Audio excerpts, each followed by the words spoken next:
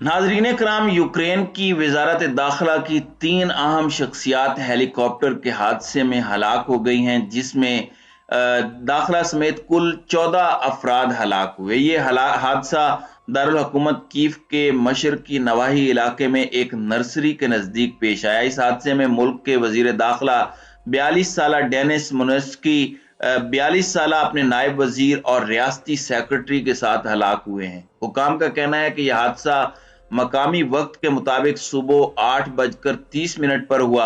Helicopter गिरने से कुल 14 अफराद हलाक हुए, जिनमें 4 बच्चे भी शामिल हैं। इस बात का कोई इशारा नहीं है कि ये एक हादसा नहीं बल्कि कुछ और था, लेकिन SUB स्टेट सिक्योरिटी सर्विसेज का कहना है कि वो हादसे की कई मुमकिन वजूहात की तहकीकात कर रहा है, जिसमें तखरीब कारी के साथ साथ तकनीकी खराबी या परवाज के कवायद की खिलाफ वर्जी भी शामिल है।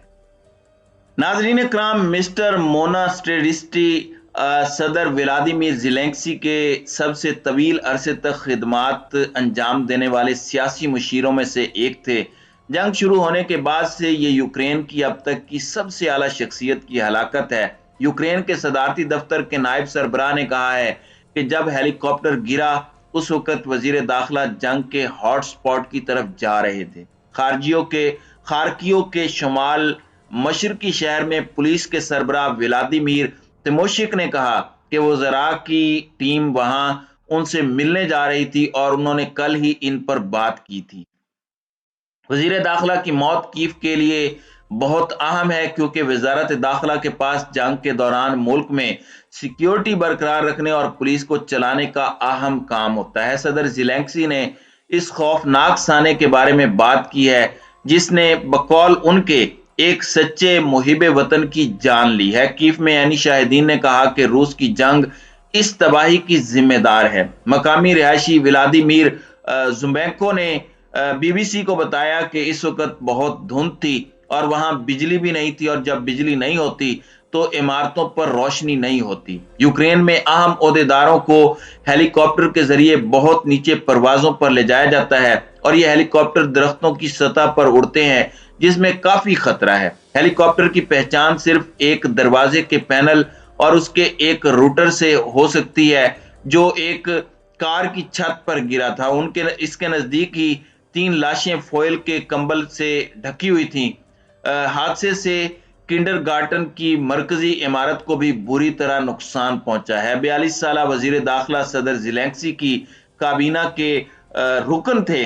वो पूरी जंग के दौरान यूक्रेनियों के लिए एक जाना पहचाना चेहरे थे, जो फरवरी 2022 में यूक्रेन पर हमले के बाद से रूसी मिसाइल हमलों से होने वाली हलाकतों के बारे में अवाम को अपडेट करते थे।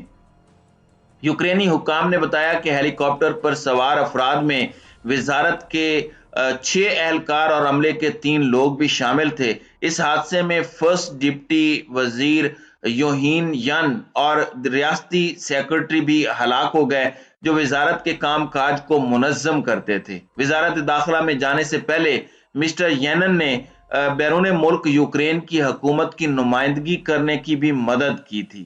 मिस्टर तीमोशिंको ने कहा कि वजारत दाखिला का काम उसके रहनुमाओं की हलाकत से मुतासिर नहीं होगा, लेकिन हुकूमत में शामिल एहलकारों ने शदीद गम का इजहार किया है। मरहूम वजीर के एक दोस्त ने कहा कि ये सब एक अलमिया है, क्योंकि यूक्रेन की जंग के दौरान वजारत का एक अहम किरदार है। उन्होंने कहा कि उन्होंने अपने साथियों, दोस्तों और खानदान वालों को 24 घंटे हर बात से आगाह रखा। वो सदर ज़ेलेंस्की के बहुत करीब थे।